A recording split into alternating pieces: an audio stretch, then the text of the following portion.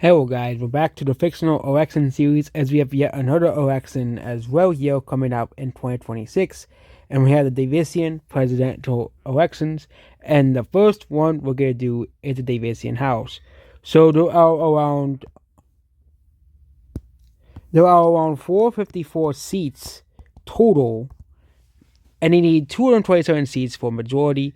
However, there are around 219 safe seats for the Nationalist political party, safe to likely seats. There is possibility that these likely seats could flip. Either seats 5 to 14 points. Davis mostly has two political parties. There is a third political party that's a much more reasonable political party, and we get into that one as well here.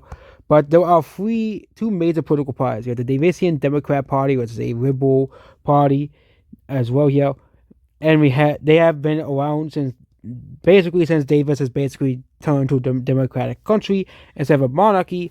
And we have the new Davisan political party, the Nationalist Party, as well. This party was formed in 2012 after Corey formed his own political party instead of running for an independent in 2010. He formed the Nationalist Party in 2014. However, the Nationalist Party didn't get on the ballot, which didn't get enough secured. Did get a lot of national attention, but a lot of people, Davisans, were actually quite disappointed the Nationalist Party didn't really go too far and was actually blocked from running for 2012, the 2014 election, as they ran too late for the 2014 election. They missed the deadline, so they said that no, you can't run the Nationalist Party this time. A few states still allowed the Nationalist Party, and they still won 765,000 votes. However, we'll be going over the entirety of the Davisan House as well here. So first is this one district here and this state down here. This one district is a swing district as well here. Yeah, we're going to be going to this map. And this district is mostly conservative as well here. This is a ex-urban these are ex-urban districts as well here. And this area mostly votes conservative as well. However, the last House election, the Nationalists only won it by around 2.7. Meanwhile, this area is won by 16 points, as this area includes, as the Liberal suburbs switched far to the left. And I do think, because it's a presidential year, Corey is not the most popular president, but I do think they'll hold on to a seat. So that means the Nationalists will need to hold 7 seats to hold a majority. Then we have Rivy, this northern state here, as well here. The Nationalists have lost a lot of popular, have been gaining in this state. They have been gaining in this state. They have been gaining in the suburbs part of the state. The suburbs and exurbs are, like, these areas are still mostly ethnically Davisan, as well here. This area is mostly ethnically Davisan as well here. It's mostly this area and this area in this city here that are mostly ethnically Davisan. This area is trending to the right and actually flipped to the right for the first time last election here. I think this area is staying with its candidate. However, unfortunately, I think these two districts, they were actually surprisingly close in 2022, but I do think they're not going to win these seats back. Then we have this district up here. This district right here is trending to the right. I think that the Nationalists will keep this seat. That I don't think it's flipping as well. Okay. This district has been gaining for the right, actually. So, yeah. So, basically in 2020, 2020 used different maps. 2022, it was Nationalist Parts 3.2. 2024, it was Nationalist Parts 5.2. And that's usually when the Nationalists did worse, like they did in 2020, was because of the midterms. As well, but it seems that these then we have this seat here. This seat is flipping. This seat will be the first flip, I think, here. This seat is rapidly trending leftward as well here. Despite it including a bunch of rural districts as well here, this seat is declining in a vote sale for the Nationalists. It was won by around 2.7 in 2024, and it was won by like 0.3% in 2024. So 2024 0.3, 2022 1.7. If we go by the trend, it will flip basically. The you can, of course, you do have the very conservative. You have the slightly conservative, but this area is more. This state is a very libertarian state, and libertarians are not very fond of these new political parties. They're not really a big fan of the Nationalist Party, which is why in many of these states they are losing. They are not really popular in these states because libertarians in Davis, they are libertarians.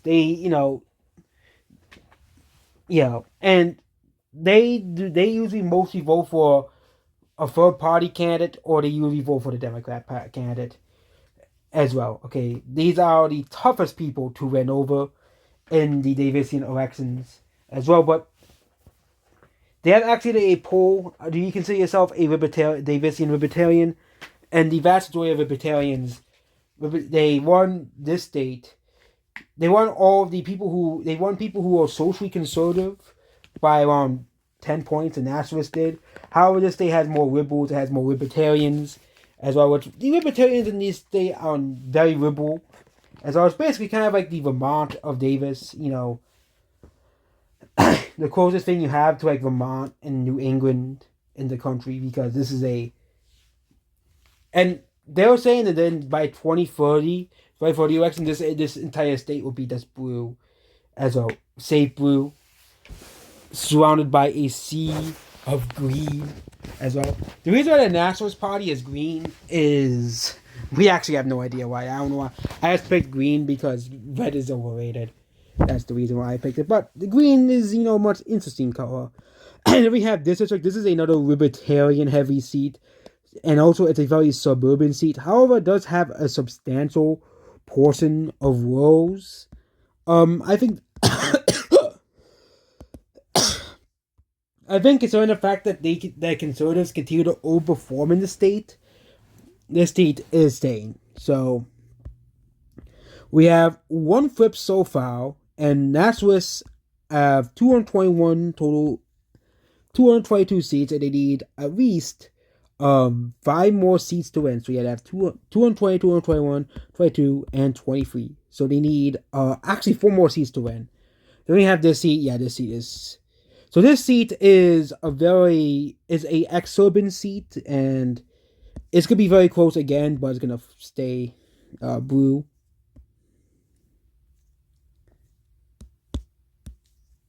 Yeah, same way these will stay blue. Well, this seat flip, the seat is mostly urban though. It's mostly an urban upper. It's not as urban as this district where it's safe blue as well here. Yeah, this district is D plus 16 as well, but this district it was voted nationalist plus 1.6. This area I think is trending to the Nationalist Party, but I think with the presidential year, if the Nationalists win, they win. This district is trending right, so it's So that means the Nationalists only need 2 more seats to win. This district is trending right, so this one will be won. And this district is gerrymandered to give the Nationalists 1 seat, but it's kind of a dummy mander as well. I think that district is flipping. The Nationalists will likely lose this seat. Then we have this mess down here. I think the Sun Party, which came second place, will be able to flip this seat back. I think the Sun Party will make a comeback in this election. They have gained. Actually, I think this state are losing voters, but I think the Nationalists actually might keep this seat. They actually might keep the seat. The Nationalists to have 1 more seat they need to win to have a absolute majority in the state, and we have the rest of the states to go through. So we have this seat and this seat here. This is another gerrymander by the Monterey state government. This state is only national is like plus 10, I think, and the actual national level. So they actually gerrymandered to only give the Democrats like 7 seats when they realistically should have 1, 2, 3, 4, 5, 6, 7, 8, 9, 10, 11, 12, 13 seats as well. And geographically, it's impossible to create like a 14th or 15th seat without severely gerrymandering the map. But we have 3 competitive seats here. This seat is not competitive that much. This one isn't either. However, we have 3 here, and I do think the Nationalists may keep this seat. However, they might actually lose a seat. So they might actually lose this seat here. They actually might lose this seat down here too. There's another highly competitive seat here. This seat was gerrymandered to give the Nationalists make the seat a swing district, and the Nationalists perform better here. I think the time is up in this one. This district is trending rapidly blue as well here. This state is rapidly trending blue as well here. So this is another flip. So that means the Democrat Party of Davis have had 1,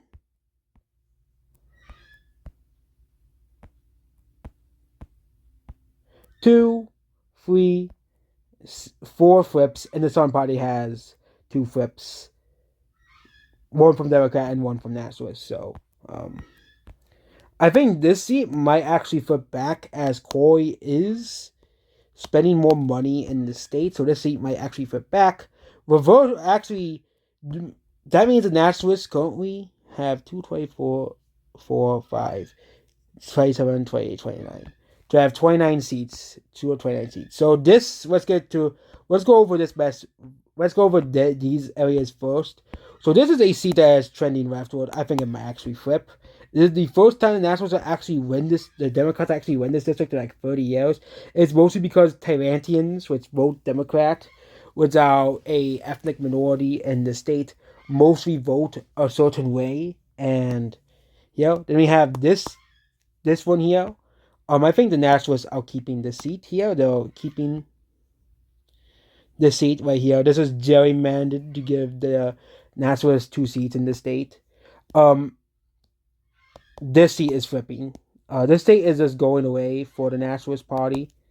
Um, and I think this seat is staying with the Nationalist Party. Then we have let's go over Outer Davis next. I think this seat might actually stay, and this seat, a lot of people are actually surprised this seat didn't flip, and this seat is rapidly trending towards the Nationalist Party. This seat was, in 2020, was D plus 4.2. Last election, D plus 7.7. Because they Democrats gerrymandered it more to give it more Democrat representation. They went down to D plus 2.8, and it actually might go to Nationalist like 1.2 or something, because they saw the seat was going to be close, so they decided to gerrymander the seat anyways. And so then we have Monterey. This is another easy one. These 2 seats might stay Nationalist. I think they probably will. This seat will likely flip to the Democrats. And this seat,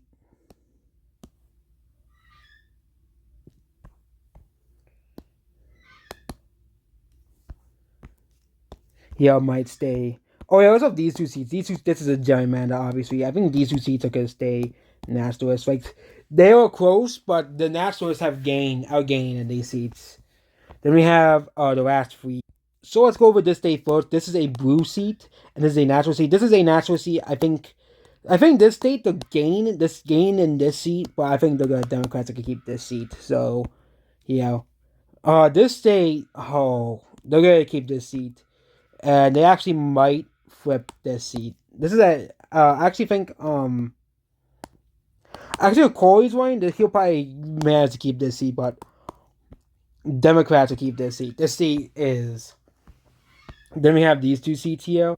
I think these are not flipping. So at the end of the day, so the Nationalists have 220, 221, 222, 223, 224, 225, Oh, 2021. So I think these two seats will stay the same, but they'll have 241 seats for the Nationalist Party. The Sun Party gets flips 2 seats and gets to keep all of their seats. So that'll be 18 for the Sun Party, and this is my final prediction for the Davisan Congress. 195 seats to 241 national seats. So the Nationalists are most likely not losing the House, despite losing a bunch of seats. They will likely gain a few seats in the process.